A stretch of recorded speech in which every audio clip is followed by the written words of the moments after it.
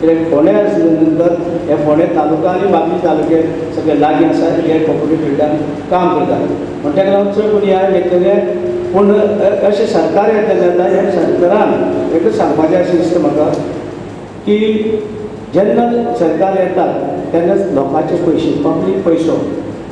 आमी पब्लिकाचे पयशे जे आसात ते वापरतात सगळे तितून 100% लोकांचे हांगा बसला तितले टॅक्स पेयर आसात हे सगळेच टॅक्स पेयराचे पयशे आमी अशी लोक उपयोगी अशी काम करतात की जेन्ना आमी सगळे जाण एकठांय येवपाक शकतले एकठांय येतले आनी आमी जेन्ना आमची ग्रामीण अर्थवेवस्था एका सहकार्याच्या चळवळींतल्यान बांदून दवरपाक लागतले तातूंतल्यानूच खरें म्हणजे एक वेगळा अर्थान आमी ब्रिटिशांक टक्कर दिवपाक इतले आमी आनीकूय ताकदवान जातले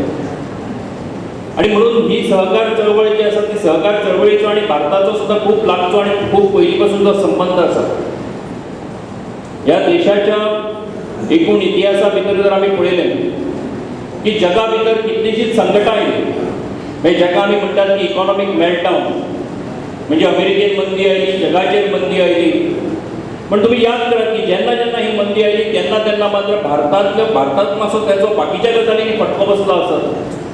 10 ते 15 वर्सां टोटल सहकार क्षेत्र गोंयचें बदलून येता